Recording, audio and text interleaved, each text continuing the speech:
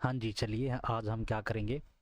आज हमारे पास एक नया टॉपिक है टीजीटी का, जो आपका कौन सा वाला है, मैट्रिक्स एंड डिटर्मिनेंट से है। तो शुरुआत में हम कौन सा वाला से शुरू करेंगे, मैट्रिक्स से शुरू करेंगे। तो मैट्रिक्स को किस तरीके से डिनोट किया जाता है, पहली नोटेशन आपकी, ये नोटेशन आपकी मैट्रिक्स की, जहाँ आपका क्या है, एम आपकी क्या है, नंबर ऑफ रोज हैं, और एन आपके क्या है, नंबर ऑफ कॉलम है। ठीक है भाई, इनको क्या लिखा जाता है, ए आई जे। ये आपकी क्या है, मैट्रिक्स की एंट्रीज हैं। आई आपका कहाँ से कहाँ तक जाएगा, 1 टू एम जाएगा। जे आपका कहाँ से कहाँ तक जाएगा, 1 टू एन जाएगा। जैसे मान लीजिए हमने लिखा कि ए जो मैट्रिक्स आपकी 2x3 की है, तो हम क्या कर सकते हैं, जैसे हम लिख सकते हैं A11, A12 and A13, A21, A22 and A23। तो देखिए इसमें जो दो हैं वो आपकी क्या है, ये फर्स्ट रो है, ये सेकंड रो है, और तीन आपके कॉलम है, ये वाला कॉलम है, ये वाला कॉलम है, और ये वाला कॉलम है। तो तीन कॉलम हो गए इसमें, और दो आपकी रो हो गई। तो ये आपकी मैट्रिक्स नोटेशन का एक तरीका है। अब हम देखेंगे कि जो मैट्रिक्स हैं उसके कितने टाइप्स हैं, किस तरीके की टाइप्स होते हैं मैट्रिक्स के।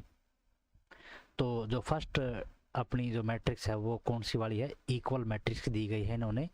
तो क्या करेंगे हम, इक्वल मैट्रिक्स का मतलब क्या है, अगर आपके पास ए और बी कोई भी दो मैट्रिक्स हैं जिसके जो एलिमेंट हो आपके किस तरीके के लिखे गए हैं, एंट्रीज आपकी बी आई जे, तो ये दोनों इक्वल कब होंगी, जब ए आई जे आपकी किसके इक्वल होंगी, बी आई जे के, फॉर ऑल आई एंड जे।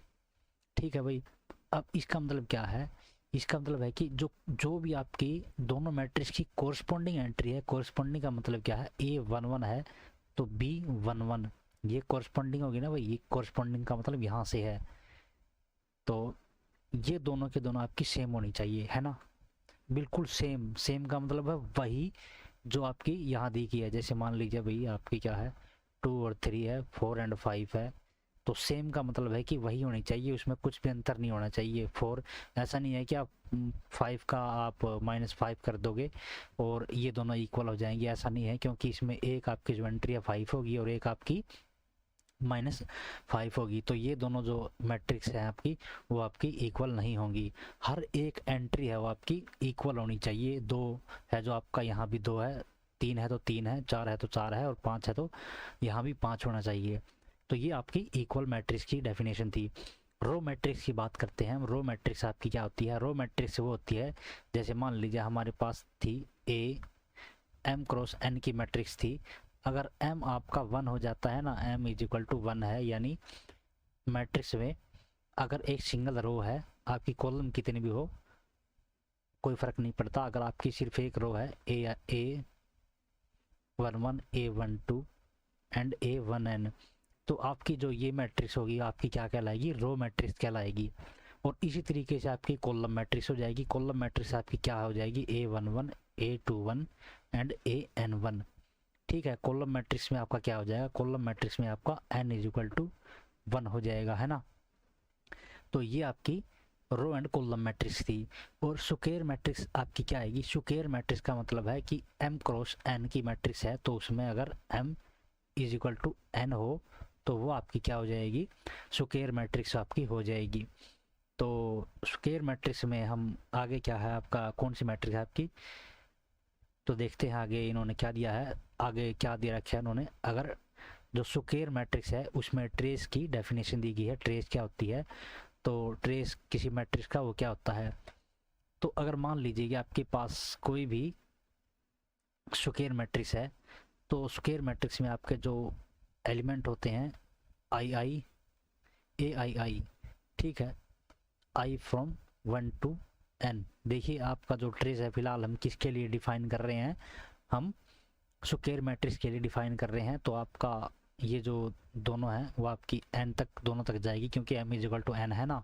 तो ये जो क्वांटिटी होगी आपकी वो आपकी क्या कहलाएगी, आपकी ट्रेस कहलाएगी किसी मैट्रिक्स ए की, ठीक है।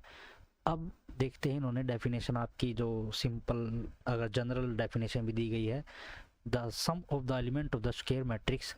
तो देखिए आपका जो ट्रेस आपका इन्होंने किस तरीके का डिफाइन कर रखा है, ये जो ट्रेस आपका किस तरीके से डिफाइन है, आपका सिर्फ स्क्वायर मैट्रिक्स के लिए डिफाइन है, स्क्वायर मैट्रिक्स के लिए डिफाइन है ट्रेस, ठीक है भाई।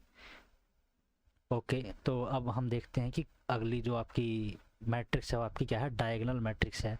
तो डायगोनल मैट्रिक्स में आपकी क्या होती है, डायगोनल मैट्रिक्स में आपकी ए आई जे है वो आपकी क्या होती है, सभी जीरो होते हैं, किसके लिए, for all i and j not equal to j के लिए, ठीक है भाई। अभी अब हम क्या करते हैं, इसको समझते हैं, एक बार इसको दोबारा लिख लेते हैं, इसको साफ करते हैं।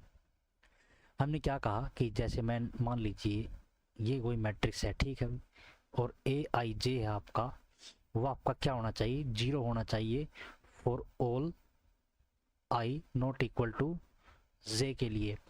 अब इसको समझते हैं कि अगर मान लीजिए आई और जे अलग अलग हैं, जैसे वन है, वन को छोड़ के और बाकी वन के साथ 2 3 4 5 जितने भी आपकी नंबर्स आते जाएंगे, सब के सब जो वैल्यूज आपकी वो क्या आएंगी, जीरो आएंगी। देखिए हम ये नहीं कह रहे कि ये भी जीरो होने चाहिए या जीरो नहीं होनी चाहिए, अपने को नहीं पता है कि A1 क्या है क्या नहीं है। तो ये बात आपको ख्याल में रखनी है कि हमें डायगोनल के बारे में नहीं पता, यानी हमको ये नहीं पता कि जब आई है जो जे के इक्वल हो जाएगा ना, यानी ए आई आई, तब उसकी जो वैल्यू है आपकी क्या आएगी, वो जीरो भी आ सकती है, वो आपकी नॉन जीरो भी आ सकती है। इसके बारे में हमें कुछ भी नहीं पता, लेकिन इसके बारे में हम श्योर हैं कि ए आई जे वो आपका जीरो होगा कब, जब आपका आई है जो जे के इक्वल नहीं होगा। अब हम इसको एक एग्जांपल के द्वारा समझ लेते हैं। जैसे मान लीजिए यहाँ है, ये लिख दिया मैंने A11, मैं उसके लिए ले रहा हूँ 3/3 की, A13 A21 A22 and A23 and A31 A32 A33। अब इसमें क्या कहा है, देखिए ये जो आपके डायगोनल वाले एलिमेंट है ना, ये इनका हमको नहीं पता है, इन पे क्वेश्चन मार्क है आपका, लेकिन इसको पता है कि ये वाला आपका क्या होगा, जीरो, ये वाला भी आपका क्या होगा, जीरो, ये वाला भी आपका क्या होगा, जीरो, क्योंकि 2 और 3 सेम नहीं है ना, 1 और 3 सेम नहीं है, 1 2 सेम नहीं है, 2 1 सेम नहीं है, 3 एंड 1 सेम नहीं है, आई और जे सेम नहीं है ना, 3 2 ये भी, तो ये भी सारे एलिमेंट वो भी आपके क्या हो जाएंगे, जीरो हो जाएंगे। तो ये जो मैट्रिक्स है आपकी वो दूसरे तरीके से किस तरीके से लिखी जा सकती है, A11 ये आपका जीरो आएगा, ये भी जीरो आएगा, ये भी जीरो, ये भी जीरो, ये भी जीरो, और ये आपका आएगा A22 और ये भी जीरो आ जाएगा आपका A33। अब इनका अपने को पता नहीं है क्या है क्या नहीं है, और इन पर्टिकुलर केस अगर ये भी आपके जीरो हो गए तो आपकी क्या हो जाएगी, ये जीरो मैट्रिक्स हो जाएगी, है ना। जीरो मैट्रिक्स में मैट्रिक्स के लिए MX लिख रहा हूँ भाई। तो ये आपके जीरो मैट्रिक्स हो जाएगी, ये आपकी डायगोनल मैट्रिक्स थी, ठीक है। ओके, तो अब हम चलते हैं इसको नेक्स्ट पेज पे देखते हैं, इसका आपका क्या है आगे आपका, ये आपकी स्केलर मैट्रिक्स है।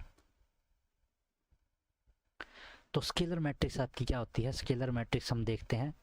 स्केलर मैट्रिक्स का मतलब है कि अगर आपकी कोई मैट्रिक्स है और उसमें सारे के सारे जो एलिमेंट आपके ए आई जे है आपकी, वो किसके इक्वल हो, एक कांस्टेंट के इक्वल आ जाए, तो आपकी वो जो मैट्रिक्स आएगी आपकी क्या कहलाएगी, स्केलर मैट्रिक्स आएगी। जैसे मान लीजिए आपकी 1 आ गई, 1 आ गई, 1 आ गई, 1 1 1 1 1 1, इसकी सारी की सारी जो एंट्री हैं आपकी क्या है, 1 के इक्वल हैं, तो ये आपकी क्या आ जाएगी, स्केलर मैट्रिक्स आ जाएगी। अगर 2 हैं तो 2 के 2 सारे के सारे 2 आ जाएंगे, यानी कांस्टेंट हो जाएंगे सब के सब जो एलिमेंट आपके मैट्रिक्स के।